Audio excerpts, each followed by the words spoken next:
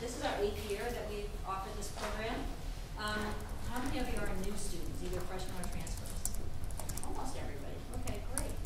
So on the same page is for new students as the primary audience, and then it's for the whole campus as the secondary audience. So the way we welcome new students intellectually to the campus is by choosing a book each year, and every year it's a different book or theme.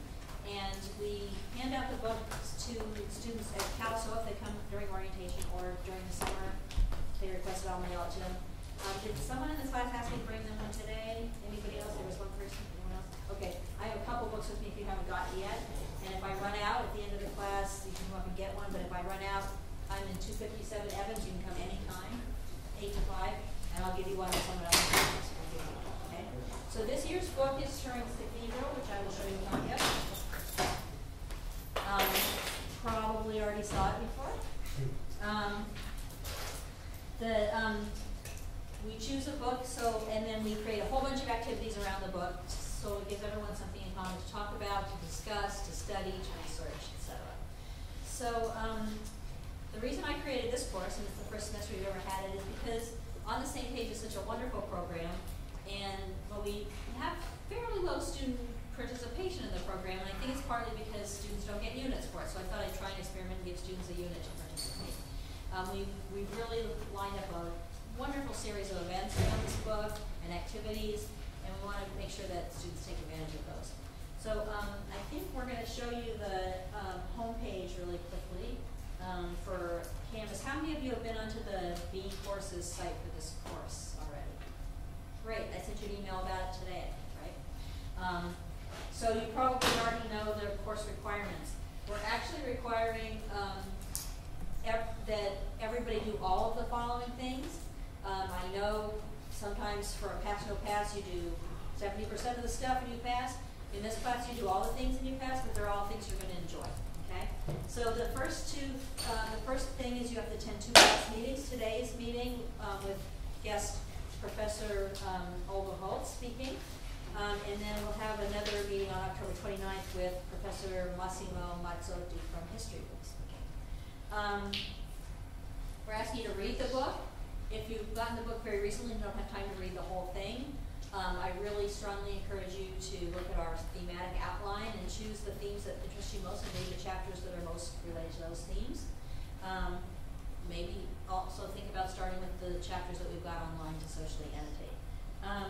We're asking you to attend 2 of the many events, and those come in 2 different flavors. One is public events that are usually large rooms like this or larger.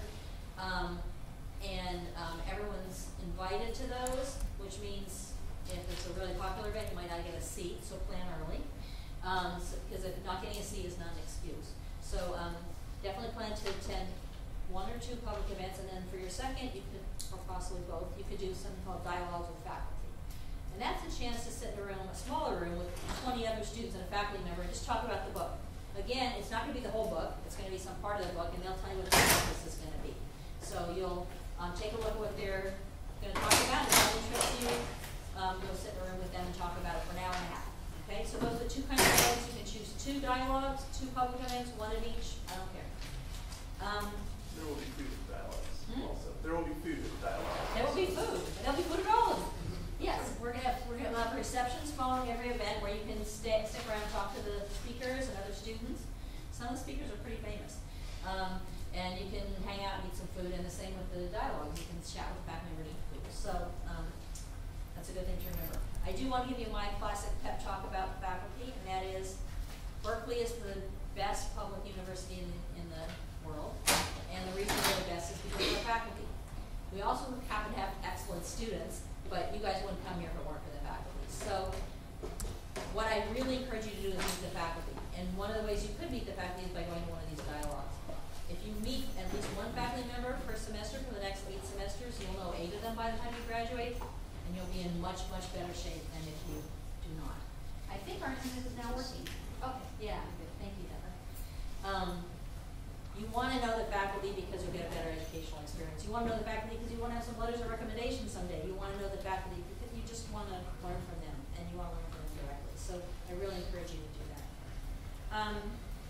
We're also asking you to earn participation points by commenting on, oh, back up, read the book and respond to it on our website. So your response can take the form of an essay, a short essay.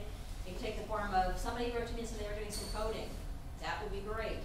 A picture, a video, interviews, whatever you want it to be that relates to the book in some way. Submit it on the website. The reason we're submitting on the website is so you have a bigger audience than just Andrew, who's our reader. You're going to have all the rest of you guys as your audience. So the participation points come from commenting on one another's submissions. So you'll be responding to the reading, the book, and you'll be responding to each of the two events. And again, commenting on one another's. Okay? We have an experiment this year called social annotation.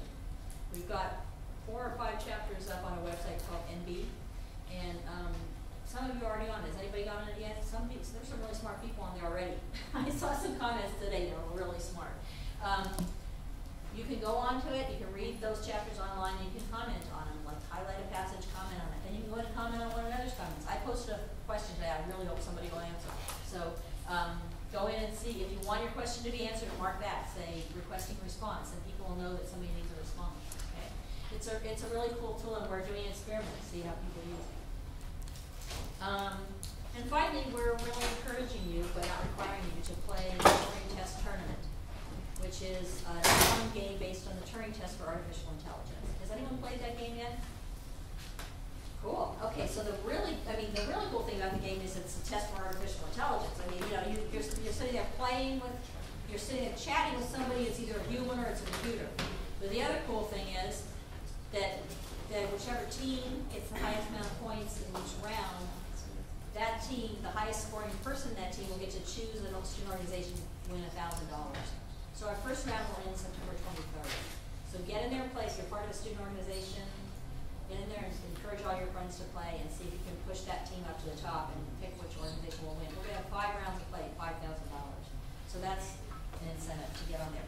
It's anonymous play. We want it to be anonymous, so I can't tell whether you're playing or not. I'm not going to flunk you if you don't, but I really encourage you. It's a fun, and the more people are in there, the better game it is. That's just the way it works. If there are more people to run into in the game, if you're always chatting with the bot, it gets a little old.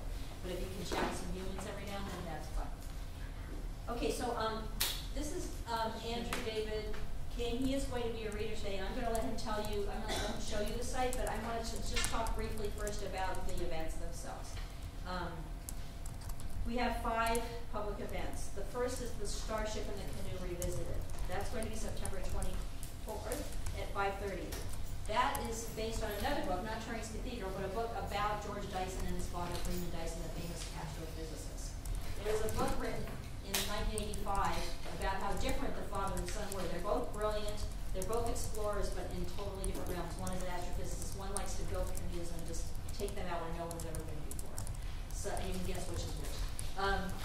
They got estranged early on, and this book, in the process of this person, Ken Brower, writing the book, they got brought back together, and he was there for the reunion. And so it's kind of a double biography. So they're going to, not Freeman, he's not here, he's 90, but George Dyson and Ken Brower will get together and talk about what's happened since that book. The keynote event is going to be on September 25th at 7 in the Wheeler Auditorium, and that's the keynote event with George Dyson, and his topic is the first 5 kilobytes are the hardest. That should be, I hear he's a very quirky and eccentric and amusing speaker, so that should be very good. The third event is the following afternoon. It's going to be an event about artificial intelligence. We have an author named Brian Christian coming. He wrote a book called The Most Human Human. He actually competed to win the Most Human Human prize in the artificial intelligence contest that happens every year, worldwide contest, to see who can program a computer to fool the most humans into thinking it's a human. But meanwhile, there are some humans also trying to prove they're human. So he competed for that prize. This book has a lot of philosophy in it, psychology. He's just trying to get at what makes humans human. So if you're interested in that question, or will machines ever be intelligent? What is intelligent? That could be a good panel for you. On October 7th, we have a panel called Here Today, Majority Tomorrow, Expanding Technological Inclusion. That's going to be a really good panel for anyone who's an activist, who's worried about who has access to technology and who does not. We're going to have some people there that run organizations like the Black Girls Code. There's a woman who started this organization called Black Girls Code to There's another woman who works for the Smash Academy.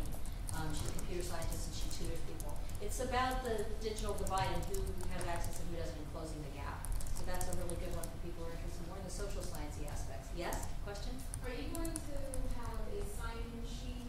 Yes. Every event will have sign-up sheets.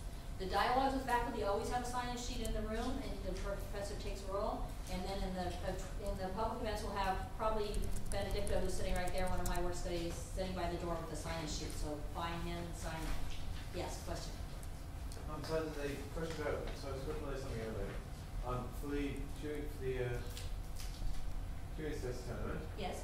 I think it might be a good idea if we try to have some idea of when people are going to be on, because I try going a lot of the summer and 99% of the time there was no one else on. You're absolutely right. Maybe we should do a playing party.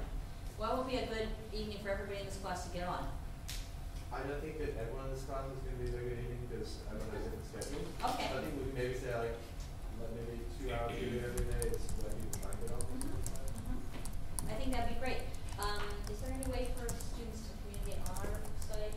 Yeah, I can enable that. Okay, so he's going to enable that. Maybe you guys can do set up some dates, like say, I'm going to play on Wednesday from 3 to 4. Does anyone else want to play? So I think you're absolutely right. We've been trying to work out ways to get critical mass in the game because there's 24 hours in a day, and so far we only have 350 players, and they're just not. You're so unlikely to run into a human that it's ridiculous. But I think as the word gets out that there's a $1,000 prize for each round, things are going to start to pick up. But I think you're absolutely right. I appreciate that suggestion. So we'll enable that. You guys can start making some dates. Yeah, and you should send me your preferred times via my email on the website, and I'll try and find a reasonable compromise for everyone. Okay. Can you maybe like set up a poll on the website so you don't have to solve through a huge emails? If there's a way to, if there's a way to like connect a Doodle poll to it or something. Yeah. Or we could just email out through the announcements to Or link to a Google poll or something like that. Yeah, totally. We'll figure it out. That's a great idea. Thank you. I'm going to just tell you about the last event, public event. That's October 22nd. The tentative title for that is Beyond Computing. We have an author named Neil Stevenson coming. Has anyone heard of him? Okay. I think he's pretty famous, but not to people like me, but to people like, to people who are like kind of hacker sci-fi geek type people. He's like the tops. So he's coming. And we also have someone named Jaron Lanier coming. And we're working on a couple more panels for that. So since we haven't got all the panels in place yet, I don't have all the details on that one. But that might be a pretty crowded event, given his fan base. All right, so I already covered you have to sign in at every event, yes? I know you mentioned that the events are they're really popular, they get really full. If it gets really full, is there a chance you might not be able to get in? You know what? That doesn't usually happen. It could happen. I've had only a couple events in the history of the program that were totally filled to the gills and we're turning people away. It doesn't happen that often. And since this class is pretty small, I don't think it's going to happen. But I just want you to be aware that if you get shut out somehow, and I think the last event's most likely to fill, so don't say that is your last gasp, right? Because he's so famous. That's what I'm saying. But get there early, and you can see. Are the events open for us people outside of the class? Yes, they're open to everybody on the whole campus. This one is not, we're supposedly not supposed to open to anyone but faculty and students because of this Jaron Lanier's agent. But anyway, if someone finds out about it and gets in, I'm not going to stop them, but don't tell anybody that, but it's just open to faculty and students. But all of our events are open to faculty, staff, students, and the public otherwise. So they're quite open, but again, no matter what size room I pick, it fills halfway. That is my usual pattern. I get it exact. I'm twice as optimistic as I need to be. Yes? What date was the artificial intelligence? That is going to be on September 26th. Okay, thank you. So as you can see, they're all late September, October. Yes, in the back. Will these be on They're all on our website if they're ready. If we have the details, they're on the website. If we don't have the details, they're not yet. Any other questions? How do we get to the website? The on the same page website or on the same page.berkeley.edu, or you can get to it from our course site. There's a link there. And it's duplicate. So if you look at the B courses site or the on the same page site, they both have the events on. Okay. Okay. Are you finding it? No, because He's gonna where do I get you. to go to B courses? Okay. It's not needs-based, No. it's different. You know what, you can go to Cal Central and all your courses will be listed there. Okay. Or you can go to bcourses.berkeley.edu. Or if you're logged into CalNet and you go to bcourses.berkeley.edu, it should show up under the list of your courses. Okay. You click on the course. And I did send you guys a link today by email.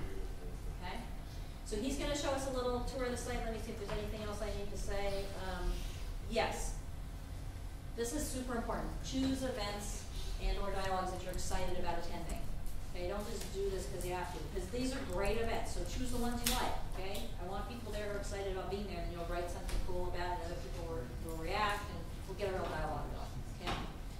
So this is a course, and this is a program in which you're supposed to be meeting your fellow students, and we're going to meet, because of this theme, we're going to be meeting online, but we're also going to be meeting in person at the receptions after each event, or in the discussions, the dialogues with faculty. So really choose something you're interested in. So you'll meet other students who are interested in the same things, and you'll have good conversations, okay?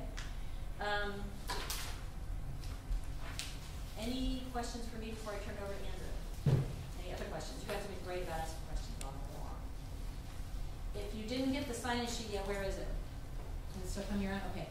Yes. How important is it to have knowledge about computer science in this course? Good question. How important is it to have knowledge of computer science? I am an English PhD. Andrew is English and philosophy, but we're both tackling this book. And Olga here is in math. So any person from any discipline can enter into this book in some way. There's something about this book that can interest you. There's history, there's biography, there's weather prediction. It's just full of all different kinds of topics. So find the parts of the book that you resonate with and read those more carefully. And find the events that appeal to you. But as I said, there's one event that's really more about philosophy and psychology than about computers. And then there's one event that's really more about social change. So find the events, and the professors who are leading the dialogues are from every field. So for instance, my dean, Tyler Snowball, is a historian. He'll be talking about something historical, I'm sure. So find the person that resonates most with the field you're most interested in. We don't choose a book and expect everyone to be able to understand that field. We choose a book that has a lot of ways into it. It's a lot of different angles. It's very interdisciplinary. Yeah.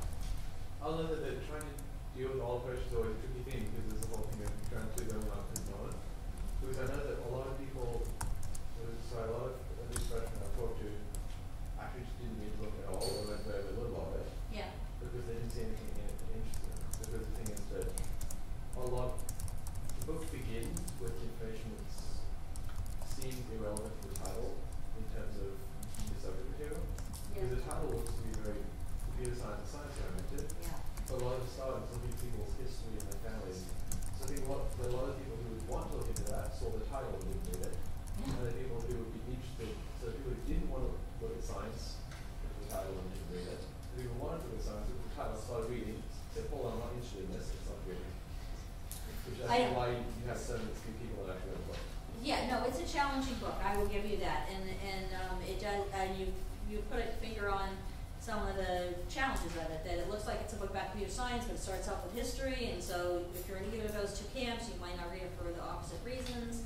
I get that, but you guys are in this class, so you now know that it's interdisciplinary. So you're going to find something in it that you can resonate with, and you're going to check our thematic outline on our website if you have a really hard time finding the parts that you resonate with, and I especially encourage you to choose the chapters that are on our social annotation site because those are going to be really interactive. So you'll find a way to interact. Even if it's something really technical, you can ask some questions and the more technical people can answer them. You know, because I don't think the technical stuff is explained so fully in the book that there isn't room to ask questions about it. And I think we can all help one another.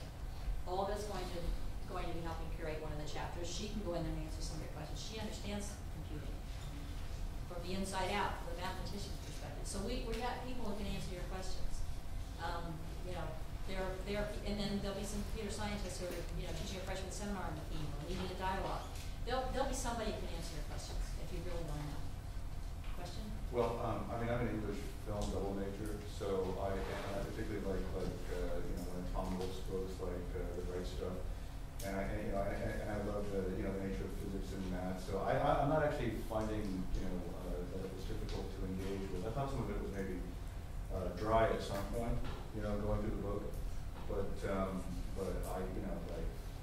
don't know, I have a great affinity for physics, but as I said, as these other subjects, so that's kind of why I'm here, and I think this is. Right.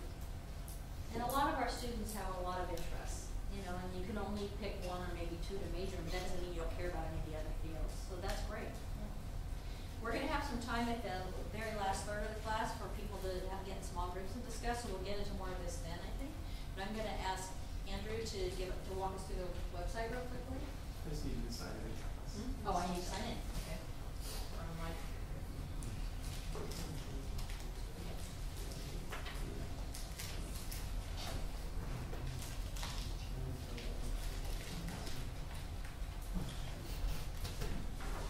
So the main online component of the course is going to be run through V-courses, or Canvas, which for some of you may be an unfamiliar thing, but hopefully by the end of this brief talk it will be fairly intuitive.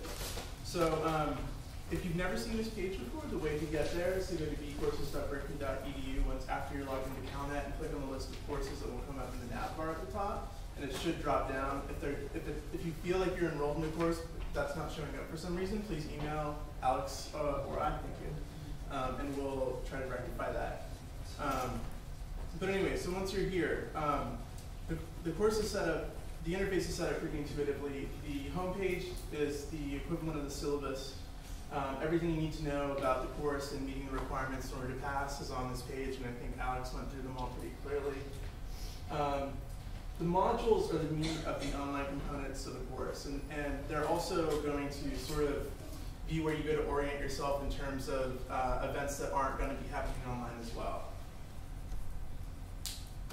So the modules look like this, and they're ordered temporally, linearly, but you don't necessarily have to move through them in that way. The first reading response is I think sequentially the first assignment, and then the social annotation assignment. You can find instructions for that. Say for instance, if you go here. Here's instructions for the social annotation assignment. There's no submission link on this page because you do the assignment on the MIT Nota Bene site, which I'll go through in a minute. But for instance, if we go back to the reading response page, you can see here there will be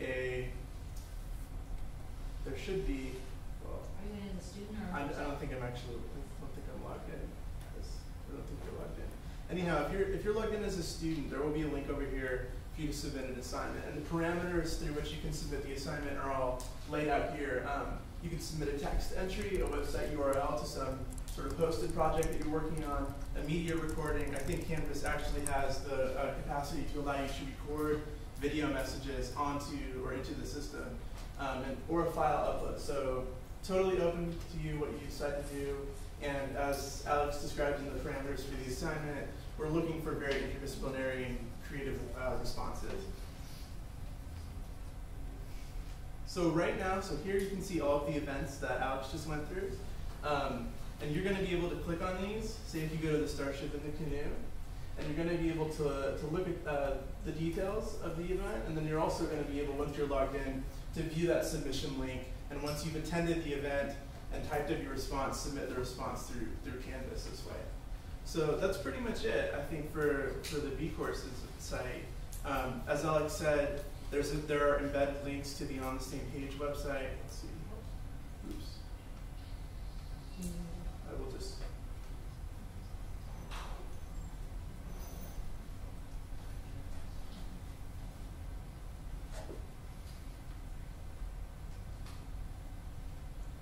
So you can see everything in here. Then also this contains a link to the Turing Test tournament, which is also duplicated down here. So that's that. Nota Bene, which is where you're going to be doing your social annotation, is a totally different site. So you're going to go there. Hopefully you've all received an invitation and have successfully logged in. And if you haven't for some reason, please email Alex or I will fix that. So what you should be able to see is something very similar to this, although this is the admin view for us. So you'll go to the On the Same Page. So you'll go to the On the Same Page link. And click on Contents. And so here you'll have all the available chapters that we have for you to choose to annotate. And you can annotate as much as you'd like. There's no limit in your interactions. But let's take a look at one of the chapters just to get a sense of what it looks like and how you can move through the annotation format. So this is chapter 12, Turing's Cathedral. One of your classmates has already made some pretty intelligent comments on the content. engagement with the text itself is a little odd and maybe counterintuitive for those of you who are used to annotating PDFs and stuff like that on your computer. But in order to make an annotation, what you're going to do is click your mouse and drag it and make a box over the relevant text. This is going to take you to your note area, and you can just submit the note or cancel. And there are also parameters where you can decide to share the note with the entire class, the instructors and TAs, or you can, if you want to make a private annotation, you can do that as well. Another cool feature about the Nota system is that it allows you to create threads out of annotations. So here, each individual independent annotation is a thread. So here, let's look at one of the annotations. So this is one that already exists, and this box here references the text that it's talking about. And in order to make a reply to this annotation, if you want to engage with it, you can just click on the arrow there. And you can also set the same parameters. And Alex mentioned this a little bit before, but if you want to draw attention to something that you said, you can click reply requested, and I'm not quite sure what it sends out to. I'm not sure either, I just tried it. It's actually, you get another box underneath the comments that I'm actually writing on right now. Oh, okay. Okay, good. Okay. That's helpful. So we'll figure it out as we go, I guess. But that's pretty much it. It's, I think, fairly intuitive. Yes? Is there some sort of minimum that you have to write or contribute? Like, Sure. I know you have to write on, I think, 2 other students or thing, or reply or something, but like he boxed an entire text.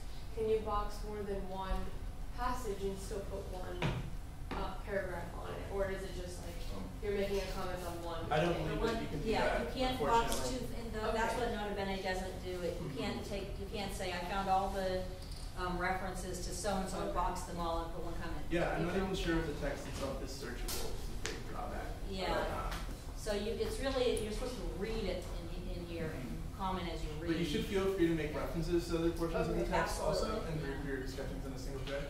What you can actually do is a workaround to not be searchable is you can go to view the book, and it has the preview. You can't view all the pages, but you can't view everything, other than you can still search everything. Yes. So what you can do is you can search what you're looking for, get the page number and stuff. That's really helpful. Did everybody hear that? So if you're looking for a particular term, you can search Turing's Cathedral, which is, I think, OCR scanned on Google Books to find a particular term. So if you are trying to trace something through the text, you can do it that way. Unfortunately, you can't do it through Nota Bene, but Yeah, I think you could just probably enter one sentence individually. yeah. Any other questions? Will the rest of the chapters be on Nota Bene or just these couple? Just these couple, unfortunately, because of rights restrictions. We're gonna add 1 or 2 more, but we can only have 25% of the book. So unfortunately, your engagement with the text is somewhat configured already by what chapters we had to select for this, but hopefully there's some diversity among them. How many responses do you mark? We're not looking for a numerical number. We're just looking for evidence of like a substantial engagement with the text, which if that's confusing, you can come talk to us more about it, but I think it should be pretty sensible for everyone. And also some engagement with your peers also, some meaningful responses, questions. If you feel like this is a text that alienates you, there's a lot of stuff in it that you don't understand, for us who are less technically inclined, that might be the case. It's perfectly okay, it's a perfectly legitimate annotative practice to articulate a concern or question about the text. And then someone, like Alex said, who's more technically inclined or has the relevant background knowledge can come and fill you in on that. So that counts in our book as substantive engagement with the text. And I want to say the chapters we chose are chosen by the faculty members and others who are curating the chapters. So there will be an expert in most of these chapters who can pop in now and then and say, all the students are completely misunderstanding this, and just put something to rights. The people who are annotating are Andrew, Olga, a couple other professors, Aaron Variano and Ian Holmes, and then we have Albie Ray Smith, whose name you saw earlier. He's moderating the panel of Starship and Canoe. Does anyone know who Albie is? He's the co-founder of Pixar. So if you've ever wanted to work at Pixar, as one of my students, it's his life's goal to work at Pixar. I would really encourage you to go to that event and meet Albie afterwards at the reception and chat him up, So, and you can chat him up in this context as well. He'll be in one of the chapters. I'll let you guess which one. And you might meet him in there. You might meet Albie in these pages. You might meet Jordan Dyson